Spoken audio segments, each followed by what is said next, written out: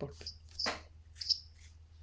ராம் ராம் ஜெய ஜெய சங்கர ஹர ஹர சங்கர ஸ்ரீ குருபியோ நம. சனாதன தர்மத்திலே ரொம்ப பிராதானியமாக இருக்கக்கூடியது பக்தி தான். பக்தி லீட்ஸ் டு ஞானம் அப்படின்னு சொல்லலாம். ஞானம் இல்லாத பக்தியோ பக்தி இல்லாத ஞானமோ it will not form any good way to reach the divinity. இது ரெண்டுமே இருக்கணும் அப்படின்னு தான் பாக்குறோம். பக்தி இருக்கிறவாளுக்கு அல்டிமேட் ஞானம் கோல், ஞானம் இருக்கிறவளுக்கு பக்தி கூடவே இடைஞ்சு வந்திருக்கு. மலரும் மனமும் போல அப்படிங்கிற மாதிரி ரெண்டுமே ஒரு கோ எக்ஸிஸ்டிங் ஃபேக்டர்ஸா ரெண்டும் போயிட்டு இருக்கு. ஞானத்துக்கு யாருமே டெபனிஷன் கொடுக்கல. ஞானம் அப்படின்னு சொல்லிட்டா அந்த பரம்பொருளை புரிந்து கொள்வது அப்படின்றதுதான். மோட்சத்துக்குமே டிஃபரெண்ட் டைப்ஸ் ஆஃப் டெபனிஷன்ஸ் இருக்கு. ஒரு சிலவா சொல்ற வைஷ்ணவாதில சொல்ல மோட்சம்ங்கிறது பரமபதம், மகாவிஷ்ணுடைய அபோர்ட் அப்படின்னு சொல்லக்கூடிய ஸ்ரீவைகுண்டம். இதே மோட்சத்தை பத்தி சொல்ற போது இல்ல அதெல்லாம் மோட்சம் எல்லாம் நமக்கு கிடைக்கவே கிடைக்காது, நம்ம என்னைக்கும் பிரித்தியன் தான், அவர் தான் எஜமானன் தான், நம்ம இங்கே இந்த லோகத்திலே அடிபட்டுன்னு கிடைக்க வேண்டியதுதான், ஒண்ணுன்னா அவருடைய அருள் கிடைச்சா நமக்கு நல்ல லைஃப் கிடைக்கும், அவ்வளவுதான் அப்படின்னு அது ஒரு சித்தாந்தமா போயிட்டு இருக்கு. மோட்சம் அப்படின்னு ஒண்ணு கிடையாது அப்படின்ற சில பேர் வாதம் பண்றவாளும் உண்டு. நரகமும் சரி முக்தியும் சரி இந்த உலகத்துலதான். நீ சுகப்பட்டேன்னா அது சொர்க்கம், கஷ்டப்பட்டேன்னா நரகம் அப்படிங்கிறார். சரி, இது எல்லாத்துல இருந்து விடுபட்டு வரணும்னா அதுக்கு நிறைய வழிகள் வச்சுட்டா, பல பாதைகள். கும்பகோணத்துல இருந்து தஞ்சாவூருக்கு போனோம்னா பல சுவாமி மலை வழியா போலாம், தாராசுரம் வழியா போலாம், இன்னும் எத்தனையோ வழியா போலாம். But all roads lead to ரோம்ங்கிற மாதிரி எல்லாமே அந்த ஒரு இடத்துல தஞ்சாவூர்ல போய் சேரும் அப்படிங்கிற மாதிரி எத்தனை வழியில போனாலும் கடைசியில போய் சேர வேண்டியது இறைவனுடைய திருவடி தான் அப்படின்னு பெரியவாள்லாம் நிறைய பேர் அதை சொல்றாங்க. ஏன்னா பக்தி மார்க்கம் தான் முதல் படி. நம்ம எடுத்தோடனே நேரம் டிகிரிக்கு போக முடியாது. கொஞ்சம் கொஞ்சமா எல்கேஜி யூகேஜி 5ஆம் கிளாஸ் 10ஆம் கிளாஸ் வரைக்கும் போய் +2 போய் டிகிரி வாங்கி அப்புறம் அதுக்கு மேல போஸ்ட் கிராஜுவேஷன் வாங்கி அதுக்கப்புறம் தானே பிஹெச்டி பண்ண முடியும். எடுத்தோடனே நம்ம பிஹெச்டி பண்றோம்னா முடியாது இல்லையா, படிப்படியா தானே போனோம். அதுக்கு முதல் படியாவே எல்லா சித்தாந்தங்களும் பக்தியை தான் ஒத்துக்கிறது. அந்த பக்தி எப்படி இருக்கணும் அப்படின்றதுக்கு அபிராமி பெற்ற ஒரு இடத்த சொல்லுவார்.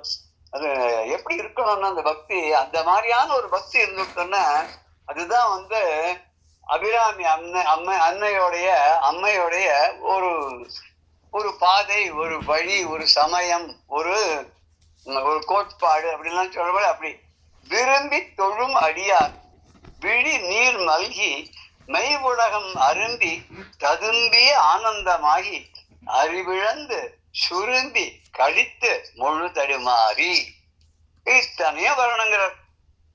எப்படின்னா அம்பாளை விரும்பி தொழக்கூடிய அடியார்கள் எப்படி இருக்கணும்னா, அம்பாளுடைய பேரை சொன்னோடனே ராமகிருஷ்ண பரமஹம்சர் காளின்னு சொல்லிட்டாலே சமாதி நதிக்கு போயிடுவான், கண்ணீர் பெருகுமா கண்ல. அந்த மாதிரி ஒரு பக்தி இருக்கணும். சில பேர் ராமாயணம் கேட்பா, கிருஷ்ணாவதாரத்தை பத்தி கேட்டுட்டே இருப்பா, பாகவதம் கேட்டுட்டே இருப்பா.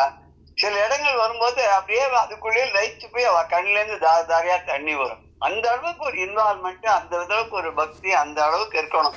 அப்படி விழி நீர் மல்கி கண்ணுல அப்படியே தண்ணி கொட்டணுமா. மெய் புலகம் அரும்பி, இந்த உடம்பு இருக்கு இல்லையா அப்படியே புலகாக்கிதான் அடையணுமா, மெய்க்கூர் தெரியணுமா. ததும்பிய ஆனந்தமாகி அந்த ஆனந்தம்ங்கக்கூடிய அந்த பெருவெள்ளத்துல மூழ்கி அது ஓவர்ஃப்ளோ ஆகி ததும்பணுமா. அப்போ அறிவிழந்துன்னா புத்தி மழுங்கி போயின்னு அர்த்தம் இல்ல. இந்த இடத்துல உலகத்தை பற்றிய உலக இயல்களை பற்றிய அறிவானது அது இழந்து அந்த அறிவை துறந்து சுரும்பி கழித்து இது அப்படியே உருகி போய் அந்த அனுபவத்துல சுவானுபவத்துல திளைச்சு அப்படி சந்தோஷமா இருக்கும்போது மொழி தழுமாறுமா. தான் அனுபவிச்சது என்னன்னு சொல்றதுக்கு அவளுக்கு வராதான். அதைத்தானே விண்டவர் கண்டவர் விண்டிலர்னு சொல்றா இல்லையா. அதான் அப்படி வரணுமா, அந்த மாதிரி ஒரு பக்தி வரணும் அப்படின்னு சொல்லிட்டு அபிராமி பட்டர் சொல்றார். அதையே நிறைய பேர் அப்படிதான் கிட்டத்தட்ட சொல்லிட்டு இருக்கா. ஒரு தாய்மான சுவாமியோட ஒரு பாடல சொல்றார், அங்கை கொடு மலர் தூவி அங்கமது புலகிப்ப அன்பினால் உருகி விழிநீர் ஆறாக ஆறாத முக்தியினது ஆவேச ஆசை கடற்குள் மூழ்கி சங்கரா சம்புவே சுயம்புவே எனவும் மொழி தழுதழுக்க வணங்கும் சன்மார்க்க நரி இலா துன்மார்க்கனேனையும் தன்னருள் கொடுத்து ஆழ்வையோ. அப்படி இப்படி இருக்கணும் பக்தினா. ஆனா அதுல எனக்கு துளி கூட ஒண்ணுமே ஒரு லவலேசம் கூட இல்லையே, நீ என்ன கூட நீ ஆட்கொள்வாயா?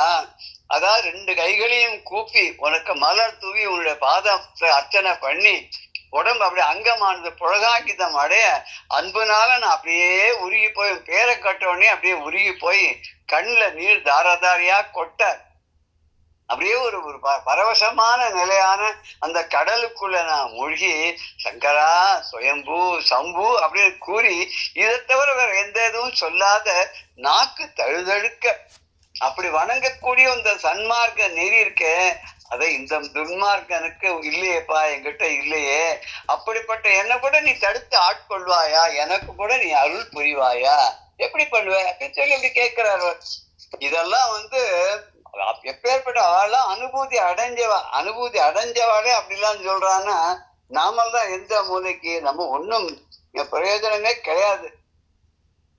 பெருவருட்பார விட வள்ளலார் சொல்வார், கொடிய நஞ்சு அமுதாக்கிய உமக்கு இக்கொடியனை ஆட்கொள்ளுதல் அரிதோமர். அப்பேற்பட்ட விஷத்தையே சாப்பிட்டா நீ தொண்டையில வச்சு அது அமுதமா மாத்திட்டேப்பா, உனக்கு என்ன ஒரு மாத்துறதுன்னு ஒரு பெரிய காரியமா? இது என்ன ஒரு கஷ்டமா? குருவாயூரப்பனை பார்த்து பட்டத்திரி கேட்பார், நீ எப்பேற்பட்டவா, நீ எல்லா பஞ்சபூதங்களையும் அடக்கி ஆளக்கூடிய நீ என்ன படுத்தக்கூடிய அந்த வாயு உன்னால அடக்க முடியாதான்னு கேட்பார். அது மாதிரி அடியாதம் பொருட்டு அடிபடி நீர் ஐய நும்மடி காட்ட முடியாதான் கேட்பார். நீ அடியார்களுக்காக நீ அடியே வாங்கின, மாணிக்க வாசகருக்காக பெரம்படியே பட்ட, அப்படிப்பட்ட நீ உன்னோட திருவடி எனக்கு காட்டக்கூடாதா? இந்த கருணை கூட நீ பண்ணக்கூடாதான்னு அந்த அளவுக்கு உருகி கேட்கிற பக்தி இருக்கா அப்படின்னு இருக்கணும். அந்த பக்தி இந்த தனஞ்சயன் இருந்தது.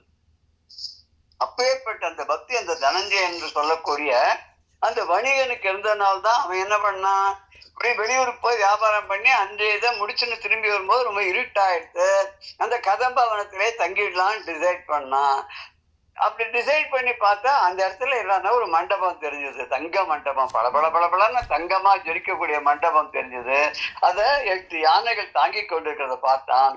அன்னைக்கு சோமவாரம் வேற, சோமவாரம் திங்கட்கிழமைனால தேவர்கள்லாம் அங்க வர்றது அவனுக்கு தெரிஞ்சது. அந்த பரமேஸ்வரனை அந்த சிவபெருமான அன்னைக்கு அவனுடைய திருவடிகளை எல்லாம் வணங்கி சிவராத்திரி மாதிரி கருதி 4 ஜாமங்களில ராத்திரி அந்த தேவர்கள்லாம் அர்ச்சனை பண்ணா அப்படின்னு சொன்னார் அவர். இந்த தேவர்கள்லாம் அர்ச்சனை செய்யறது இது அத்தனையும் இவன் பாக்குறான். எப்படி பாக்குறான், அந்த நீலகண்டனுக்கு இவெல்லாம் பண்ணக்கூடிய அர்ச்சனை அபிஷேகம் ஆராதனை எல்லாத்தையும் ரொம்ப அழகா நெத்தியில 3 கீற்று விபூதி அணிந்து கொண்டிருக்கூடிய இந்த பரமேஸ்வரனை ரொம்ப அழகா அவருடைய இந்த வணிகன் பாக்குறான். ஏன் பாக்குறான்னா, இவனுக்கு அப்பேற்பட்ட ஒரு பக்தி அவனுக்கு இருந்ததுனால அவனால பார்க்க முடிஞ்சது. பார்க்க முடிஞ்ச உடனே அவன் என்ன பண்ணான்னா, அவன் கையில நிறைய எப்போ வெசலூருக்கு போய் மாட்டின்ட்டா பூஜை பண்ண முடியாதுன்றதுக்காக கையிலேயே இந்த பூஜை பொருள்கள் எல்லாம் வச்சுட்டு இருப்பான்.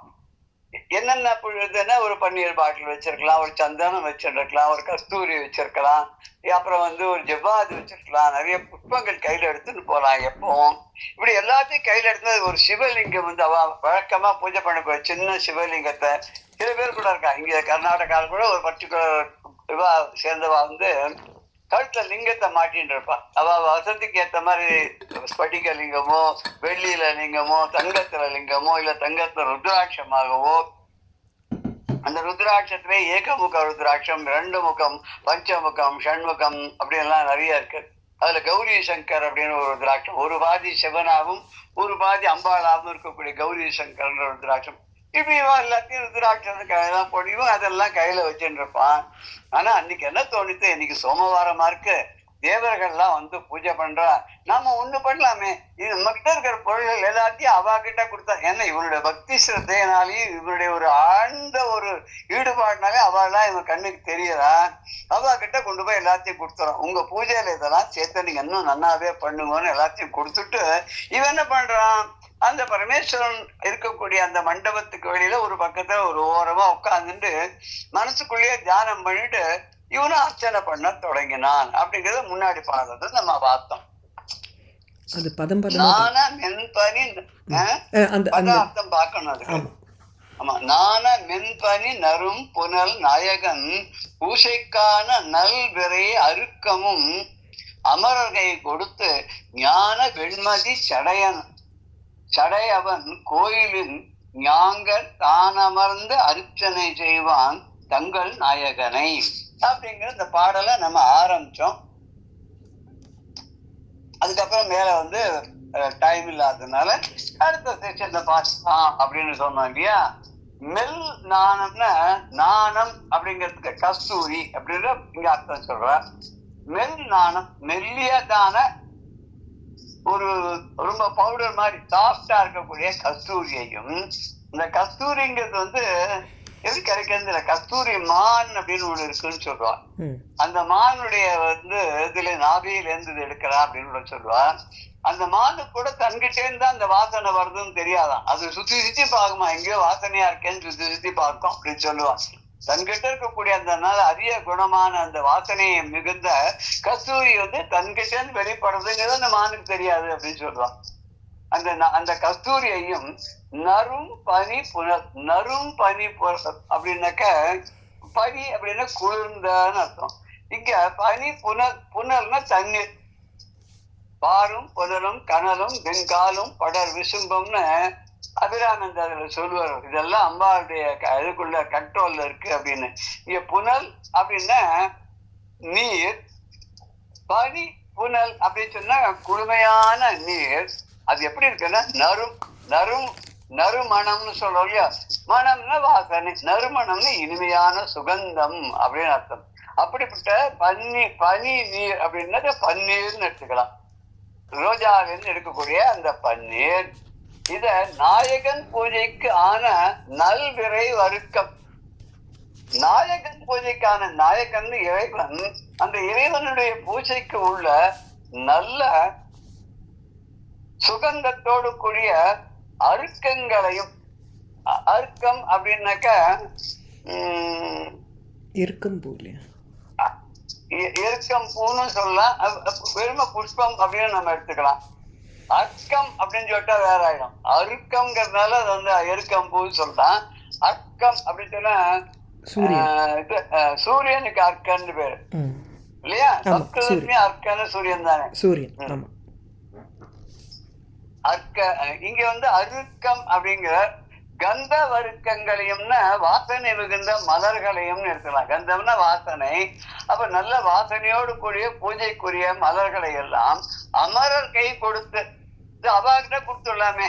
ரொம்ப நல்லா பூஜை பண்ணுவா, அவெல்லாம் ரொம்ப நல்லா இதுல கைதேர்ந்தவாவா, அவளுக்கு தான் வழிபாடுனுடைய நெறிமுறைகள்லாம் நன்னா தெரியும் அப்படின்னு சொல்லி அவா கையிலேயே கொடுத்துடலாம். தேவர்கள் கையில கொடுத்து ஞான வெண்மதி சடையன் கோயிலின் ஞானம், ஞானமே அறிவு, ஞானமே வடிவாக இருக்கக்கூடிய தெள்ளிய ஞானம் அப்படின்னு சொன்னா நல்ல ஒரு மெய் ஞானம், உண்மையான ஞானம், அறிவு. அப்பேற்பட்ட பேரறிவாளன் அப்படின்னு பெருவாள் சுவாமிக்கு பேர், பேரறிவாளன். அப்படி ஞானமே வடிவாக இருக்கக்கூடியவன் அவன் யாருன்னா வெண்மதி சடையன், தடை முடியிலே வெண்மையான மதியை, இளமதி அப்படின்னா பாலச்சந்திரன், அந்த சந்திரனை தலையில சூடிக்கொண்டிருக்கிறான்.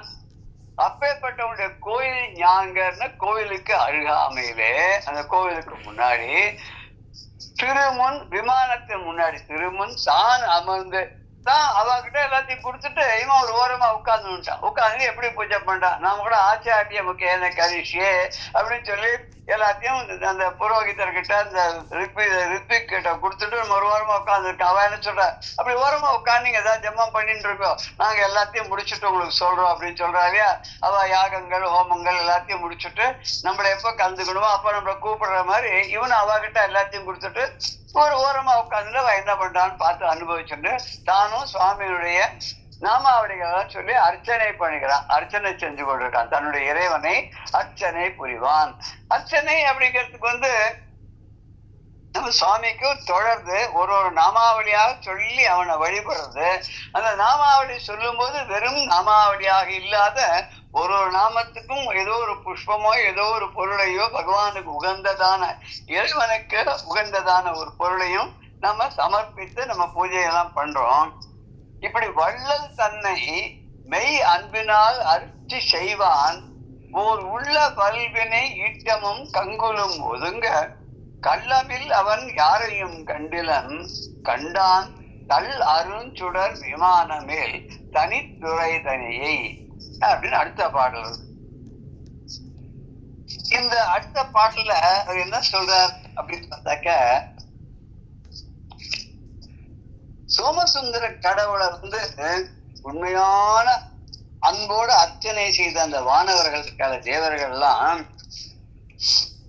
அது தன்னுடைய மனதை பற்றி வலிய வினைகளுடைய கூட்டம் பொழுதும் நீங்கதான். அப்படி அந்த வானவர்கள் எல்லாம் பூஜை பண்ணாலே அவளும் அங்கிருந்து கிளம்பி போயிட்டா. ஒரு தேதியில பூஜையெல்லாம் முடிச்சுட்டா, அவ கிளம்பி போயிட்டா. சோமசுந்தர கடவுளை பரிவன்போடு பூஜை பண்ணி அன்னைக்கு சோமவாரம் அப்படிங்கறதுனால பூஜையெல்லாம் பண்ணி அர்ச்சனை எல்லாம் செஞ்சு அந்த வானவர்களோட கிளம்பி போயிட்டா. நம்ம மனத்தெல்லாம் அப்படியே பற்றி இழக்கக்கூடிய அந்த வலிய வினைகள் இருக்கு இல்லையா, நமக்கு நம்ம செய்த வினைகள் முன்வினைகள் அதுவும் எல்லாமும் அந்த பூஜையோட சேர்ந்து கிளம்பி போயிடுது. பூஜை பண்ண பலனால அதுவும் போயிடுது. அதோட மத்தல ராப்பொழுதும் கிளம்பி போயிடுது. அப்ப இந்த இரவும் கழிந்து விட்டது அப்படின்னா இரவும் அப்படியே கழிந்து போச்சுன்னு இந்த பூஜையிலேயே போயிடுது. இந்த சார் ஒரு உபமானம் சொல்றார், எனக்கு சரியா அந்த வார்த்தை ஞாபகம் இல்லை. ராமாயணத்துல ஏதோ இடத்துல சீதையை மீட்டு கொண்டு ராமன் திரும்பி வரும்போது பரத்வாஜர் ஆசிரமத்துக்கு வரும்போது புஷ்ப விமானத்தை வரும்போது நிறைய கதையெல்லாம் பேசிட்டே வராராம். அப்புறம் அதை தொடர்ந்து அன்னைக்கு ராத்திரி முழுக்க பேசியிருக்காராம் அந்த ஆசிரமத்திலையும். அப்ப இப்படி ராத்திரி ஏவம் கச்சத்தி அகச்சத்துன்னு ஏதோ ஒரு வார்த்தை சொல்லுவாரு. ராமாயணத்துல இல்ல, இதுல உத்தராமச்சரித்தம்னுட்டு ஒரு ட்ராமாவில் பவபூதி சொல்லியிருப்பார். அதாவது கிமப்பி கிமப்பி மந்தம் மந்தம் ஆசக்தி யோகாத்து. ரெண்டு பேரும் பக்கத்தில் உட்காந்துட்டு ஏதோ மெதுவாக பேசுகிறா.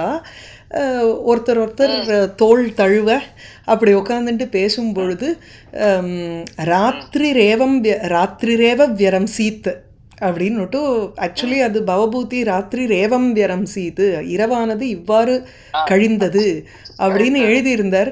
காளிதாசன் அதை சுண்ணமதிக்கம் அப்படின்னு சொல்லி அந்த இம்மு ஜாஸ்தி அப்படின்னு சொல்லிட்டு, சுண்ணம்னா ஆக்சுவலி சுண்ணாம்பு வெத்தலை போட்டுட்டே சுண்ணமதிக்கம்னா அந்த பிள்ளை யார்கிட்ட கொடுத்தமிச்சாரோ பவபூதி அவன் வெறும் ஏதோ சுண்ணாம்பு ஜாஸ்தின்னு சொல்லின்னு இருக்கார். அவர்கிட்ட போய் காண்பிக்க சொன்னியே, இந்த ஸ்லோகத்தை படித்து காமிக்க சொன்னியே அப்படின்னு திட்டுறார் பவபூதியை.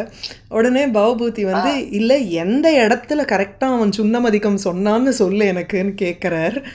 அப்போது இந்த ஸ்லோகத்து வர்றச்சே சொன்னார், ஐயோ அவன் சொன்னது எவ்வளோ பெரிய ஒரு விஷயம் தெரியுமோ இல்லையோ, ராத்திரிரேவ வியரம் சீத்துன்னு போட்டோம்னா அந்த இம்மு இல்லாத, அப்போ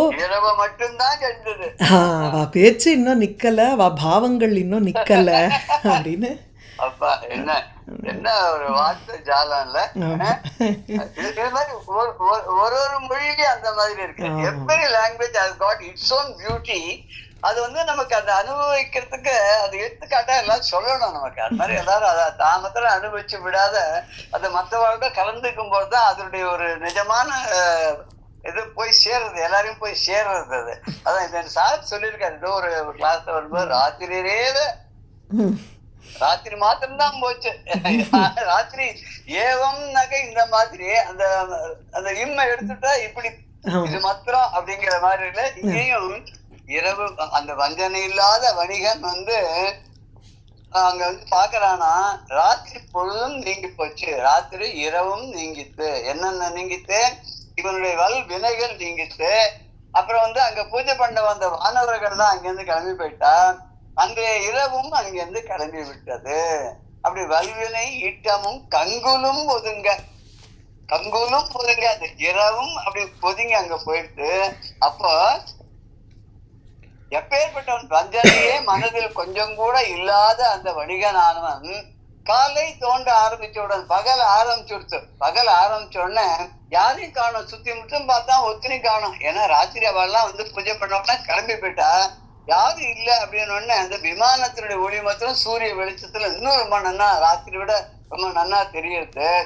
அது கூட சோமசுந்தர பெருமானும் இருக்கார். அவரையும் பார்த்தோம், ரொம்ப சந்தோஷமாச்சு. அப்படியே ஒரு புலகாங்கியத்தோட நம்ம முதல்ல பார்த்தோம் இல்லையா, வள்ளலார் சொன்னது, தாயுமானவர் சொன்னது, அபிராமி பட்டர் சொன்னதெல்லாம் பார்த்த மாதிரி இவனுக்கு அந்த ஒரு பெரிய உணர்வானது ஏற்பட்டது. அத வந்து இப்ப நம்ம பதமா நம்ம அதை பார்த்து விடலாம். இந்த பாடல வள்ளல் தன்னை, அந்த சோமசுந்தர கடவுள் வள்ளல்னா அவரை மாதிரி ஒரு கொடை வள்ளல் யாருமே கிடையாது. கொடை வள்ளல் அப்படின்னு சொல்லிட்டாலே என்னன்னாக்க தனக்குன்னு எதுவுமே வச்சுக்க மாட்டாளாவா. தனக்குன்னு எதுவும் இல்லாத யார் எது கேட்டாலும் கேட்கறதுக்கு முன்னாடியே கொடுத்துடுவான்னு. அது கொடுக்கறதுல ரெண்டு இருக்கு, கேட்டு கொடுக்கறது, கேட்காம கொடுக்கறது, கேட்டும் கொடுக்காத இருக்குது. இந்த மூணு விதமான மக்கள் இருப்பான். இதுல வந்து கேட்காதையே கொடுக்கறேன்னு அதுதான் பெருசு. கேட்டும் கொடுத்தா தர்மமா, கேட்காதையே கொடுத்தா கேட்டு கொடுத்தா தானம், கேட்காத கொடுத்தா தர்மம் இல்லையா? ஆமா ஆமா ஆமா. கேட்டு கொடுத்தா தானம், கேட்காமலே கொடுத்தா தர்மம் அப்படின்னு ஒரு இதெல்லாம் சொல்றதால இந்த கேட்காமலே கேட்டதையும் கொடுப்பவர், கேட்காததையும் கொடுப்பவர், கேட்ட பின்பும் கொடுப்பவர், கேட்கறதுக்கு முன்னாடியும் கொடுப்பவர். அப்பேற்பட்ட வள்ளலாக இருக்கக்கூடிய சோமசுந்தர கடவுள் மெய் அன்பினால், உண்மையான அன்பினால அர்ச்சி செய்வானோர், அர்ச்சனை செய்து பூஜை செய்த வானவர் கூட்டம் அது கிளம்பிட்டு உள்ள வல்வினை ஈட்டமும், மனதை பற்றி வாட்டக்கூடிய அந்த தீவினைகளுடைய பலனானதுக்கு அதுவும் அங்கிருந்து கிளம்பி போயிடுச்சு. பூஜை பண்ணினுடைய பலன் என்ன அப்படின்னு வினை பயன்கள்லாம் விட்டு ஒழிந்ததுனால மனசு வந்து ரொம்ப லைட்டா போயிடுச்சு. எனக்கு கங்குலும் ஒதுங்க, கங்குல்னா கங்குல் பகல் அப்படின்பா. அது இன்னும் எது கங்குல்னா இரவு, பகல்னா இந்த டே டைம். இது அந்த கங்குலும் ஒதுங்க, அந்த இரவுமானது அங்கிருந்து நகர்ந்து செல்ல, இரவும் நீங்க கள்ளம் இல்லவன், மனசுல கொஞ்சம் கூட துளி கூட கல்மஷமே இல்லாதவன், கள்ளமே இல்லாதவனான அந்த தனஞ்சயன் என்று சொல்லப்படுகின்ற அந்த வடிகனானவன் யாரையும் கண்டில்லை. என்னது கண்ணை மூடின்னு அர்ச்சனை பண்ணி தியானம் பண்ணிட்டான். அப்புறம் வந்து சூரிய வெளிச்சம் வர மாதிரி இருக்குன்னு கண்ணு முழிச்சு பார்த்தா யாரையுமே காணும். யாருமே காணோம்னு வந்திருந்த அத்தனை வானவர்களும் கிளம்பி போயிட்டா. இவனுடைய தீவினைகள் எல்லாமும் கிளம்பி போயிடுத்து, இரவும் கிளம்பி போயிடுத்து. இப்ப அடுத்தது யாரு கிளம்பணும்? இவன் தான் கிளம்பணும் இங்கேருந்து. அதுக்கு கிளம்புறதுக்கு இவன் ஆயத்தமாறான். அதுக்கு முன்னாடி ஒரு தடவை நம்ம கோவில் எல்லாம் சுத்தி அர்ச்சனை பண்ணி அபிஷேகம் பார்த்து பிரசாதம் வாங்கி எல்லாம் வந்துடும். பார்த்த வரைக்கும் வந்துட்டு ஏதோ தோணும், திருச்சி உள்ள ஒரு வாட்டி போய் சுவாமியை பார்த்துருவோம். அலங்காரத்தை பார்த்து அடாடாடாடா என்ன அருமையான ஒரு தரிசனம். இன்னைக்கு பார்த்துட்டே இருக்கணும் போல தோணுது. அங்கிருந்து வெளியில வரணுங்கிற மனசே வராது. இங்க வெளியில இருந்து நம்ம மனுஷெல்லாம் இருப்பா, அம்மா பாட்டியா வேலை என்ன இன்னும் அங்கேயே நின்றுட்ட, வா கிளம்ப, நேரம் ஆச்சு, இன்னும் மற்ற வேலையெல்லாம் கவனிக்க வேண்டாமா அப்படின்பா. ஆனா நமக்கு மொத்தம் அந்த ஈடுபாடு அப்படியே இருந்து உள்ளேயே காந்த மாதிரி இழுத்துட்டு இருக்கோம், வெளியில போகிறதுக்கு நம்மள விடாது. அப்படி இவனையும் வந்து வேற யாராயும் காணோம், ஒருத்தருமே இங்க இல்ல, சரி நாமளும் கிளம்ப வேண்டியதுதான். ஆனா கூட அவனுக்கு மனசு அங்கிருந்து கிளம்புறதுக்கு வரல, வழி விடல. அதனால என்ன பண்றான்னா அந்த அருண்சுடர் விமானம் இருக்கு, அந்த நீங்காத ஒளியுடைய விமானம், அது அப்படியே பார்த்துட்டே இருக்கான். தனித்து உரை தனியை கண்டான். அந்த சொக்கலிங்க பெருமானே இவன் இன்னும் கொஞ்ச நேரம் நின்று அங்க அனுபவிச்சுதான். அதாவது பார்க்க திகட்டாத அந்த பெருமானுடைய வடிவத்தை பார்த்து ரசித்து கொண்டே இருந்தான். அப்ப அவனுக்கு என்ன தோணித்து அப்படின்னு ஏதோ மனசுக்குள்ள ஏதோ ஒண்ணு எழுந்தது. இங்க கங்குல்ற பல வார்த்தை இரவு அப்படின்னு சொல்லிட்டு, ஒதுங்கன நீங்க அப்படின்னா உள் அருண் சுடர்னா மனதை விட்டு நீங்காத ஒளி. அடுத்த பாடல்ல சிவபெருமான் வந்து அவனிடத்துல ரொம்ப பற்று உடைய, மதிப்பு உடைய, அவனுடைய பக்தி உடைய அந்த வணிகனானவன் அவனுக்கு ரொம்ப ஆச்சரியமாச்சு. ரொம்ப ஆச்சரியம். இந்த நேற்று நடந்ததெல்லாம் நினைச்சு பார்க்க அவனுக்கு பெரும் மகிழ்ச்சி, ஒரே உவகை. அது மாத்திரம் இல்லாத எப்பேற்பட்ட ஒரு பாக்கியம் நமக்கு கிடைச்சதுன்னு நினைச்சு சந்தோஷம் அடைகிறான். அப்புறம் ரொம்ப ஒரு அதிசயத்தை அடைந்து அந்த இறைவனுடைய திருவடியில விழுந்து விழுந்து விழுந்து வணங்குறான். கிளம்பணும், கிளம்புறதுக்கு முன்னாடி திருப்பி மறுபடியும் போய் பார்த்து ரசிக்கிறான். பழசெல்லாம் நினைச்சு பாக்குறான், ராத்திரி எல்லாம் நடந்ததெல்லாம் நினைச்சு பாக்குறான். அவனால இப்படி நம்ம கூட சொல்லுவோம் இல்லையா, நடக்கிறது நிஜமா இல்ல, இது கனவா, கிள்ளி பார்த்தோம், வலிக்கிறது, உண்மையாதான் நடக்கிறது. எதிர்பாராத ஒருத்தர் எத்தனையோ வருஷம் கழிச்சு நம்ம அட்ரஸ் கூட நம்ம கொடுக்கல, திடீர்னு வந்து நம்ம தேடி இருந்த எப்படி இருக்க அப்படின்னு வந்தாலும் நமக்கு எவ்வளவு ஆச்சரியமா இருக்கும். என்ன நடக்கிறது, நனவா கனவா அப்படின்னு. ஏதோ ஒரு காரியம் நடக்கவே நடக்காதுன்னு நினைச்சுட்டு இருப்போம். யாரோ ஒருத்தர் அங்கேயிருந்து வந்து சொல்ற, தெரியுமா விசேஷம் அவனுக்கு இது மாதிரி ஆயிருக்கு அப்படின்னு. அப்ப எவ்வளவு ஒரு அதிசயம், ஆச்சரியம் இருக்கு. அந்த மாதிரி இவனுக்கு இந்த சிவபெருமான் கிட்ட நீங்காத பக்தியுடைய இந்த வணிகனுக்கு பெருத்த ஆச்சரியமா இருந்தது. அந்த இறைவனுடைய அந்த சிவந்த திருவடி இருக்க, அதுல விழுந்து விழுந்து வணங்குறான், மறுபடியும் மறுபடியும் வணங்குறான். வணங்கினதோட இல்லாத தன்னோட 2 கைகளையும் தூக்கி தலைக்கு மேல வச்சுண்டு கோவில வலம் வரான். அந்த சுவாமி இருக்கிற இடத்த வலம் வரான். வலம் வந்துட்டு சரி, இனிமே வேற எத்தனை நேரம் சுத்திட்டே இருக்க முடியும், எத்தனை நேரம் இங்கேயே இருக்க முடியும், பகல் வந்துட்டு வியாபாரம் எல்லாம் முடிஞ்சு ஊருக்கு போறோம், ஊருக்கு போய் மற்ற வேலையை கவனிக்கணும், கிளம்பிடுறான். அங்கேருந்து அவன் வந்து தன்னுடைய நகரத்துக்கு செல்லணும் அப்படின்னு டிசைட் பண்ணிட்டான். இங்கிருந்து போலாம், இனிமே எங்கேயும் சுத்திட்டே இருந்தா சரியா வராது, கிளம்பிட்டான். அப்போ ரொம்ப ரொம்ப அன்பு நிறைந்த வாழ்க்கை உடைய அவனோட வாழ்க்கையில குறைவே கிடையாது. ஏன்னா சிவபக்தனுக்கு என்ன குறை இருக்க முடியும், ஒரு குறைக்குமே இல்லாத அவன் இருக்கானே. அவன் வந்து சுவாமி கிட்ட விடை பெற்று கொண்டு, அப்பா நான் கிளம்புறேன், போயிட்டு வரேன் அப்படின்னு சொல்லிட்டு கிளம்புறான் சுவாமி கிட்ட. இப்படிதான் ஒரு இது கூட சொல்லு, ஒரு முக்கூர் லட்சுமி நரசிம்மாச்சார்னு ஒரு சுவாமி இருந்தார். அவர் வந்து உபன்யாசத்துல முதல் ஒரு 1/2 மணி நேரம் வேதம் சொல்லிட்டு தான் அப்புறம் தான் உபன்யாசமே பண்ணுவார். அவரு ஒரு விஷயம் சொன்னார். ஒருத்தர் திருப்பதிக்கு போயிட்டு புஷ்கரணியில ஸ்நானம் பண்ணாராம். பக்கத்துலயே ஒருத்தன் தெளிவாடு ஒருத்தர் வந்து அவரும் ஸ்நானம் பண்ணியிருந்தார், முழுங்கி ஸ்நானம் பண்ணியிருந்தார். அப்புறம் எழுந்து சுவாமியை பார்த்து, தசையை பார்த்து, பெருமாளுடைய கோபுரத்தை பார்த்து சொல்றாராம், என்ன சார் கோவிந்தா கோவிந்தான்னு கூப்பிடுறாராம். இவருக்கா என்னடா அது கோவிந்தான்னு சொல்லாத கோவிந்தாங்கிறானே, என்னது இது புதுசா இருக்க, அவனை கரெக்ட் பண்ணோம்னு நினைக்கும் போது அவன் என்ன சொல்றானேன்னு கேட்டான். அவன் என்ன சொல்றான்னா, கோவிந்தா, நான் வருஷத்துக்கு ஒரு தடவை தாண்டா வர முடியறது, வந்து உன்னை பாக்குறதுக்கு வரேன், இந்த குளத்துல குளிக்கிறேன், அங்க பிரதட்சணை பண்றேன், உன்னை சுத்தி வரேன். ஆனா உன்னை வந்து உன்னால ஒரு க்ஷண நேரம் தான் உன்னை பாக்குறதுக்கு விடுற, அதுவே எனக்கு பெரிய ஒரு பாக்கியமா நான் கருதுறேன். இந்த ஒரு வருஷம் முழுக்க இன்னைக்கு நான் உன்னை பார்த்து தரிசனம் பண்ணிட்டு போனா அடுத்த தடவை நான் வர்றது வரைக்கும் எனக்கு எத்தனை சௌபாகியங்களையும் எவ்வளவு செல்வங்களையும் கொடுத்து எந்த குறையும் இல்லாத வச்சு என்ன அப்படி வச்சிருக்கிய ராஜா மாதிரி, நான் எப்படி உனக்கு நன்றி சொல்றது கோவிந்தா. இன்னைக்கு வந்து உன்னை நான் அப்படியே வந்து உன்னை ஈர வஸ்திரத்தோட அங்க பிரதட்சணை பண்ணி உன்னோட தரிசனம் பண்ணிட்டு உன்னோட பிரசாதத்தை வாங்கி நான் ஊருக்கு போறேன். மறுபடியும் 365 நாள் கழிச்சு அடுத்த வருஷம் தான்ப்பா என்னால வர முடியும் அப்படிங்கிற. உடனே இவருக்கு தோன்றதுதான், வருஷத்துக்கு ஒரு தடவை வந்து இப்படி பண்றவனுக்கே இவ்வளவு செல்வங்கள் எல்லாம் கொடுத்திருக்காரு பகவான், நம்ம ஏதோ அவனை கரெக்ட் பண்ண போக அவனுக்கு இந்த கோவிந்தாங்கிற பதம் வரலையா. நாரதர் எப்படி வால்மீகி சொல்லுவா ராமா ராமான்னு சொல்லுன்னா வரல, அவன் மரான்னு சொல்லி கொடுத்தார் இல்லையா.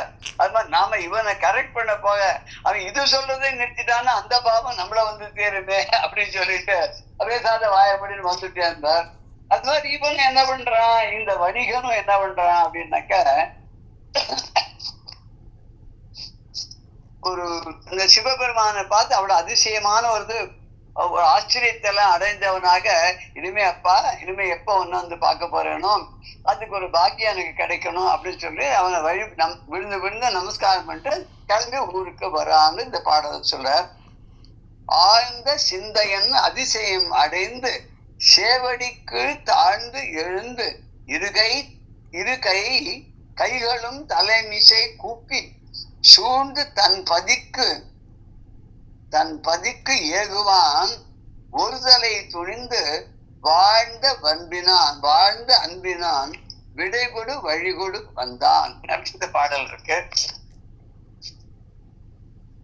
ஆழ்ந்த சிந்தையன் அதிசயம் அடைந்து சேவடிக்கு தாழ்ந்து எழுந்து இரு கைகளும் தலைமிசை கூப்பி சூழ்ந்து தன் பதிக்கு ஏகுவான் ஒரு தலை துணிந்து வாழ்ந்த அன்பினான் விடைகொடு வழிகொடு வந்தான். ஆழ்ந்த சிந்தையன், பகவானை பற்றிய எண்ணத்திலே ரொம்ப ஆழ்ந்து இருக்கக்கூடியவன், ஈடுபாடு உடையவனாக இருக்கக்கூடியவன், வேற எதுலையுமே நாட்டம் போகாதவனா இருக்கான். அவன் என்ன பண்ணான், சேவடிக்கு தாழ்ந்து எழுந்து அந்த சுவாமியினுடைய திருவடி சிவப்பாக இருக்கக்கூடிய சிவந்த திருவடி எல்லாரும் வந்து தொழுது தொழுது அவனுடைய காலில முட்டி கொண்டு இருந்தாலும் அவனுடைய பாதம் சிவந்திருக்கான். அந்த பாதத்துல மலர்கள்லாம் தூவினால அந்த மலர் பாரம் தாங்காத பூமியே தூக்குடைய பூபாரம் தாங்கும் உனக்கு பூபாரம் ஆனதுன்னு ஒரு அகஸ்தியர் பாடல் ஒண்ணு. பூபாரம் தாங்கும் உனக்கு, பூமியினுடைய பாரத்தையே தாங்கிக் கொண்டிருக்கிறாயே பரமேஸ்வரா, உனக்கு உன் காலுக்கு பூ பாரமானதோ. நாம அடியார்கள்லாம் போட்ட பூவானது பாரமாயிட்டான்னு. அதை இன்னொருத்தரோட சொல்லும் போது அன்போடு அடியார்கள் அள்ளி மலரிட்டது, அன்போடு ஆசையோடு அடியார்கள்லாம் உனக்கு அள்ளி அள்ளி மலர்களை எல்லாம் தூவினார்களா, அன்போடு அடியார்கள் அள்ளி மலரிட்டதோ, அன்னை உமை பரிவோடு அருள் முத்தம் தந்ததுவோ.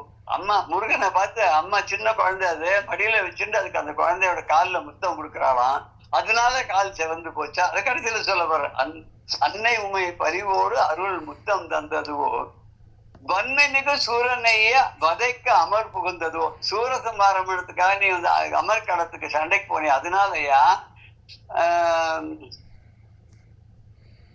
இல்ல அப்படின்னாக்க குடியேறி வாழனிடும் குன்றுதொரும் ஏறியதோ. அதுக்கு முன்னாடி என்னோட நின் தந்தை தோளேறி நின்று உரை தந்துடும், அப்பாவோட தோல் மேல ஏறி உட்கார்ந்துட்டு அவருக்கு பிரணவ உபதேசம் பண்ணி அதனால காலத்தை வந்து போச்சா. குடியேறி வாழனிடும் குன்றுதொரும் ஏறியதோ, ஒரு மலைகள் மீதிலும் முருகன் இருப்பான்னு சொன்னதுனால நீ ஒரு குன்றா ஏறி அங்க அமர்ந்ததுனாலயா. கொடியடை குரத்தியிடம் குறிப்பாக நடந்து அந்த வள்ளி கிட்ட காதல் கல்யாணம் பண்ணிக்கிறதுக்காக அவட்ட தினம் அடிக்கடி போனி, அதனாலயா. இல்லைன்னா அடியேன் மனச்சிலை மேல் அசையாமல் நிற்பதோ, என்னோட மனம்ங்கக்கூடிய பாறை இருக்கே அந்த கல்லு மலை மணக்கல் பாறை இறுகிய பாறை, அது மேல அசையாமல் உன்னை நிற்க வச்சிருக்கேன் நானு, அதனாலயா. வடிவேலா நின் பாதமலர் சிவந்த காரணங்க. வடிவேலா வேலவனே, உன்னுடைய பாதம்னு சொல்லக்கூடிய மலர் ஏண்டாப்பா சிவந்து போச்சுன்னா, இங்கேயும் இந்த சிவந்த திருவடியுடைய அந்த பரமேஸ்வரனுடைய காலில் விழுந்து வணங்கி ரெண்டு கைகளையும் கூப்பி தலைமிசை கூப்பி, தலைய மிசைன இடம் அது வந்து மிசைன தாமரைன்னு சொல்லலாம். மலர் மிசை ஏகினான் மானடி சேர்ந்தார்க்கு அல்லால் மானடி சேர்ந்தால் நிலமிசை நீடு வாழ்வார் திருவள்ளுவர் சொல்ல. மிசைன இடம் ஆசனம், தலை அது வந்து சகஸ்திராரம். அந்த சகஸ்திராரம் ஆசனத்துக்கு மேல தன்னுடைய ரெண்டு கைகளையும் கூப்பி தலைமேல வச்சுக்கொண்டு சூழ்ந்து, எப்படி சூழ்ந்து, இருகளையும் ரெண்டு கைகளையும் தலைக்கு மேல வச்சுண்டு சூழ்ந்துன்னா பலம் வந்து அந்த சுவாமிய திருப்பி திருப்பி சுத்தி சுத்தி பிரதட்சணம் பண்றான். அப்படி பலம் வந்து தன் பதிக்கு ஏகுவான், ஒருதலை துணிந்து தன் பதிக்கு ஏகுவான். தன்னுடைய ஊருக்கு செல்வதற்காக மன ஊருக்கு போவதற்காக ஒரு வாரி நிச்சயம் செய்து கொண்டு துணிந்து நிச்சயம் செய்து கொண்டு வாழ்ந்த அன்பினான், அன்பான வாழ்க்கையை நடத்துகின்ற அந்த தனஞ்சயன் என்று சொல்லக்கூடிய அந்த வணிகனானவன் விடை கொடு விடை பெற்று கொண்டு அந்த சுவாமி கிட்ட போயிட்டு வரேன் அப்படின்னு சொல்லிட்டு, அப்பா அடுத்த தடவை நான் வர வரைக்கும் என்ன நல்லபடியா வச்சிரு அப்படின்னு வேண்டிட்டு வழிகொடு வந்தான். தன் வழியை நோக்கி தன்னுடைய ஊருக்கு நடந்து சென்றான். அப்படின்னா அடுத்த பாடலுக்கு என்ன போறாருன்னா, முக்கடம்படு கழித்தினான் முயல் தவழ் கோயில் புக்கடங்கலர் சிங்கமன்னான் எதிர் புகழ்வான் திக்கடங்களும் கடந்த வெந்திகிரியாய் நெருநல் அக்கடம்ப மாவனத்திலோர் அதிசயம் கண்டேன். இப்ப ஊருக்கு வந்தாச்சு. ஊருக்கு வந்தப்பறம் உனக்கு முதல் வேலை என்னன்னா, நேற்று பார்த்தத முதல்ல போய் நம்ம ராஜா கிட்ட சொல்லிடணும். அந்த ஊருக்கு யார் ராஜா? குலசேகர பாண்டியன். அந்த குலசேகர பாண்டியன் கிட்ட போய் சொல்லிடணும். அவர் எப்பேற்பட்டவர் அப்படின்னா, 3 விதமான மதங்களை உடைய அந்த யானையை தன்னிடம் கொண்டவர். பட்டத்து யானையா கொண்டு, அதுக்கு அந்த 3 விதமான மதங்கள்னு யானைக்கு என்ன மதம் தெரியல. மும்மதம் நம்ம சொல்லும் போது மும்மலம்னு சொல்றோம். ஆன்ம மலம், கர்ம மலம், ஆன்ம மலம், மாயாமலம் அப்படின்னு தான் சொல்லுவான். ம். இது வந்து யானைக்கு மும்மதங்கள்னா அது என்னன்னு தெரியல. மதம் பிடிச்சிருக்கு அப்படின்னு சொல்ல, யானைக்கு மதம் பிடிச்சேன்னா அதுக்கு ஏதோ பைத்தியம் பிடிச்சிருக்குன்னு அர்த்தம் போல் இருக்கிறது. இங்க மும்மதம் உடைய இல்ல மத ஜலம் 2 டெம்பிள்ஸ்ல இருந்தும் ஒழியும்னு சொல்லுவா, ஒழுகும் அப்படின்னு. ஆமா, இதுக்கு வந்து 3 மதம் தெரியல. இதுக்கு வந்து 3 கும்பாக இருக்கு போல இருக்கு. அதுல வந்து அதோட அவனோட அரண்மனை எப்படி இருக்கு, அந்த ராஜாவோட அரண்மனை வந்து மேகம்லாம் அது மேல அதுல இடிச்சுட்டு போறதான் அப்படின்னு அவ்வளவு உயரமான மாட மாளிகை கூட கோபுரங்கள் நிறைந்தது. அவன் எப்படி இருக்கான்னா, பகைவர்கள் வந்து யானை கூட்டம் மாதிரி வந்து அதை பயமுறுத்துற சிங்கம் மாதிரி இருக்கான். சிங்கம் போல வழங்கக்கூடிய இந்த அரசன் குலசேகரன் அவன் வந்து எல்லா திசைகளையும் வெற்றி கொண்ட ஒரு பெரிய ஒரு ஏக சக்கராதிபதி சொல்ல, ஒரு குடையின் கீழ் ஆட்சி செய்வன் ஏக சக்கராதிபதி. ஒரு கையில வந்து சக்கரத்தை வச்சுருக்கான், தர்ம சக்கரத்தை. அப்பேற்பட்ட ராஜா இருக்கானே, அவன்கிட்ட போறான். போயிட்டு என்ன சொல்றான்னா, முதல் நாள் நேற்றுக்கு நான் அந்த பெரிய கதம்ப வனத்துல ஒரு அதிசயத்தை பார்த்தேன் அப்படின்னு அவருக்கு சொல்றான். எப்படி என்ன அதிசயம் பார்த்தேங்கிறத ரொம்ப விவரமா சொல்ல போறான். இந்த பாடல்ல வந்து நம்ம அந்த அர்த்தத்தை நம்ம முதல்ல பார்க்கலாம். முக்கடம் படு களிற்றினான். களிற்றினான்னா யானையை உடையவன். யானையை உடையவன் யாருன்னா இங்க பாண்டிய மன்னன் குலசேகர பாண்டியன். முக்கடம்பு அப்படின்னு சொன்னாக்க 3 விதமான மதங்களை உடைய அந்த யானையை கொண்ட பராக்கிரமமான வலிமை மிக்க யானையை கொண்ட அந்த மன்னன் முகில் தவழ் கோயில் புக்கு. முகில் தவழ்னா மேகங்களை எல்லாம் வந்து மேகங்கள் வந்து தழுவக்கூடிய கோவிலை அடைந்து. கோவில்னாக்க இங்க கோவில், கோ அரசன், அரசனுடைய இல்லைன்னா வீடு மாளிகை. அது ஒரு கம்பர் கூட ஒரு பாட்டுல அதுக்கு ஒரு புது விதமான வியாக்கியானம் சொல்வார். அது இன்னொரு சந்தர்ப்பத்தில் நான் சொல்வேன். யாரோ வந்து ராஜா கிட்ட போய் பரிசு வாங்கணும்னு ஏதோ பாட்டு எழுதின்னு போறான். அது ஏதோ கதை. நானும் ஒரு பாட்டு, அந்த பாட்டு எடுத்துன்னு போய் ராஜா சொன்னா எல்லாரும் சிரிக்கிறா. சிரிக்கும் போது கம்பர் சொல்ற, ஏன் சிரிக்கிற, உன்னை பத்தி ரொம்ப நன்னா சொல்லியிருக்கா, இது மாதிரி யாருமே சொன்னதில்லை, நானே சொன்னதில்லை, நீ ஏன் அதை சிரிக்கிற அப்படின்னு கேட்பார். அதுல வந்து ஒரு லைன் வரும், உன் அப்பன் கோவில் பெருச்சாலின்னு எழுதிருக்கும். என்னது, உங்க அப்பாவோட கோவில்ல பெருச்சாலியா அப்படின்னு எல்லாரும் சிரிப்பார். இல்ல, உன் அப்பன் உன்னுடைய தந்தை கோவில், அந்த அரசன் ராஜராஜனுடைய அப்பா அவன் வந்து கோவில் கோ தனியா பிரிச்சுடுவார். கோன அரசன், வில் பெருசு ஆளி, வில்லை ரொம்ப ஒரு பராக்கிரமத்தோடு தாங்கக்கூடியவன், படையெடுத்த மற்றவெல்லாம் வெல்லக்கூடியவன், பெரிய வில்லாளி அவன் அப்படின்னு சொல்லிருக்காருப்ப. இங்க கோயில், இங்க வந்து கோவில்ல கோயில் அப்படின்னு எடுத்தோம்னா கோன அரசன் அவன் வசிக்கக்கூடிய இந்த கோபுரமானது, அந்த கோவிலானது, அந்த வீடானது, அவனுடைய மாளிகையானது அதை அடைந்து அடங்கு அலர் சிங்கம் அண்ணான். பகைவர்களாகிய யானைகளுக்கு சிங்கம் அண்ணான், சிங்கம் போல இருக்கக்கூடிய அவனுடைய எதிர போய் நிற்கிறான். ராஜாவுக்கு முன்னாடி போய் நின்னுண்டு 2 கைகளையும் கூப்பி அவன்கிட்ட புகழ்வான் அப்படின்னு சொன்னான். பகன்றான், புகழ்வான், உரைத்தான், சொன்னான், இப்படி பல வார்த்தைகளுக்கு நம்ம தெசாரத்ன இங்கிலீஷ்ல சொல்லுவோம்ல, ஒரே வார்த்தைக்கு ஒரு சிமிலரா மீனிங் உள்ளது. அதை வந்து நம்ம சம்ஸ்கிருதத்துல கூட அது ஒண்ணு இருக்கு. அது என்னது, அமரகோஷம். ஒரே அர்த்தமுடைய பல வார்த்தைகள் இல்ல. சலிலம், கமலம், ஜலம் எல்லாமே வந்து ஒன்னதான் சொல்றதுன்னு சொல்லுவா இல்லையா. இது அமரகோஷம், அமரசிம்மன்ற ராஜா எழுதினது இல்லையா. அது முழுக்க நமக்கு கிடைக்கல, ஆதிசங்கருடைய ஒரு இதனால ஒரு பாதியாவது கிடைச்சது அப்படின்னு சொல்லுவான். அவன் எல்லாத்தையும் கொடுத்ததுக்கு போயிட்டான், ஒரு பாதி கழிக்கும் போதே பிடிங்கி வந்துட்டார் அப்படின்னு சொல்லி. அமரம் படிக்கிறவாதான் வந்து வித்வான்னு சொல்லுவான் அந்த காலத்துல. சம்ஸ்கிருதத்துல ஒரு வித்வான்னா அவனுக்கு அமரம் தெரியணும். அது மாதிரி தமிழ்ல பெரிய வித்வான்னாக்கா அவனுக்கு வந்து தொல்காப்பியம் எழுதிய வியாக்கரணம் தெரியணும். அது தொல்காப்பியம் தெரியலன்னா வந்து பெரிய புலவர்னால ஒத்துக்க முடியாது அப்படின்னு சொல்லுவான். அப்படி இவன் வந்து போய் புகழ்வான் கூறுகிறான், ராஜா கிட்ட சொல்றான்.